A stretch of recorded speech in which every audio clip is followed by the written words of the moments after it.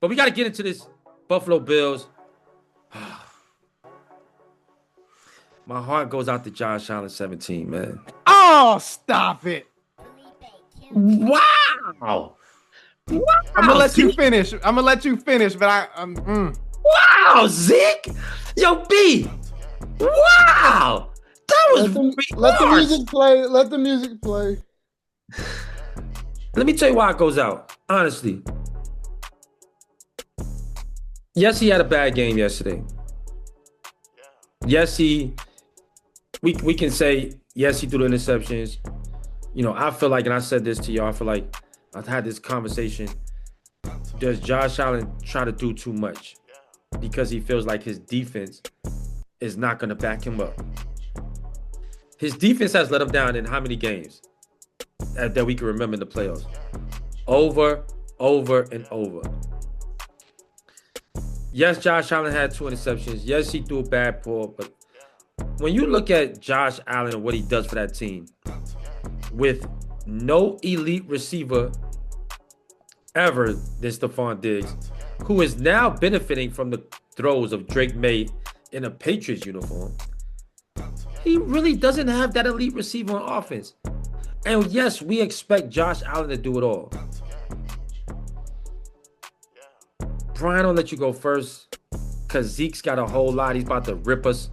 You know, like, Josh Allen's still that guy, man. But come on, get a guy some credit, Zeke. Like, come on, man.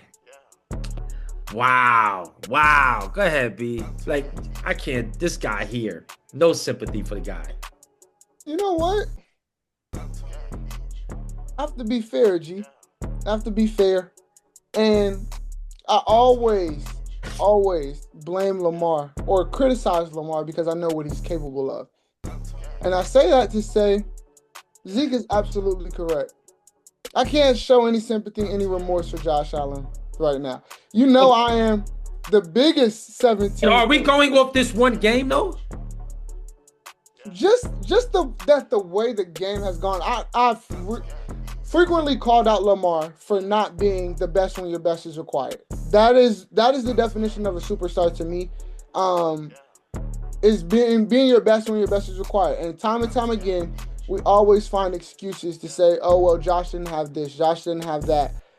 And to come back in that game after throwing 3 interceptions, to get it to overtime, to get it down the field, to have your kicker drill a PAT to go to overtime. Your defense gets on the field first. They get a stop. All we need is 3 points, G. And we're unable to move the football. So is that pass to Brandon Cooks, that's his fault? I'm not saying that. I'm not going that way either because actually I thought that was a catch. I thought that Brandon Cooks maintained possession with the ball the whole way down. We were having some rumblings today at work about it, but I thought that he possessed the ball all the way. They always say through contact, through the ground. I thought it was a catch. But Zeke, we have to go back and look at just like... I want you to hold on, B. Zeke, was that a catch or not? Then we let B go. Was that a catch or not? It's tricky. I personally don't think it was a catch because if nobody was there, let's say a defender wasn't there and he falls on the ground and then the ball just pops out of his hands, they would have ruled the ball incomplete.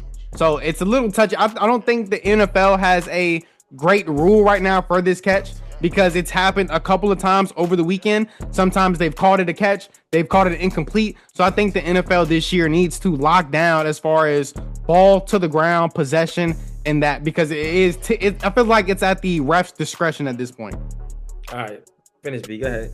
Yeah, and I give Lamar so much slack about not being your best when your best is required, and I gotta do the same with Josh. I am a huge Josh fan, avid 17 lover, and we just didn't get it done. When we had all the opportunities to get it done, I constantly criticize Lamar about, turning the ball over. A lot of people go back and they look at the last play. Zay Flowers fumbling at the goal line, Mark Andrews dropping the ball. But what led up to that? We know that games are not lost or they're not won or lost on one play. It's the entirety of the game. So when I look at the entirety of the game, 17 was not his best when his best was required. And that's going to be a hard thing to think about this summer. But you got to do it. And they got to go out and they got to get my man the number 1 receiver. No slack to Keon Coleman, Brandon Cooks, none of them. But they got to get my man an elite wide receiver.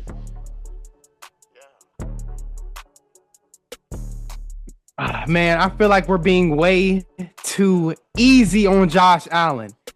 This is another chance in the playoffs to where he just does not get it done. He had his chance. All you need to get is 3 points. Now let's rewind. Josh Allen had 2 bad fumbles. One before the half to where he's trying to make a play and he's running around and he just throws the ball and he fumbles at the end of the half. He comes out of the half and he fumbles again. Then not only does he do that, he overthrows Dawson Knox wide open. He probably walks in. I mean, you have about 10 seconds with a timeout. He walks in if he makes that pass.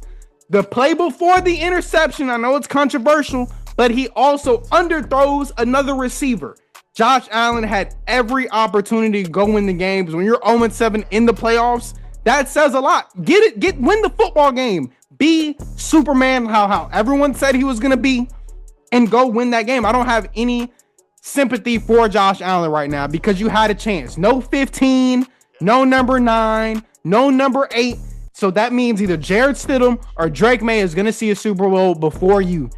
When you had a chance to win, we already know what he was like. I get it. You know, you only have 3 active receivers, this and that, but at the same time, you had a chance, and it was your fault that you won. What's like Stephen A. says, don't let it be you.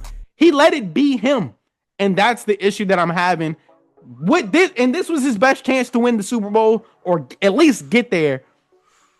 I don't know when the next time he'll be back at this position, because 15 is going to be back next year. Everyone's going to be back. It's going to be hard for him to win. I gotta agree with y'all. I think I just like 17. I do too. And that's why it hurts me to say this. I don't need to harp on this no much longer.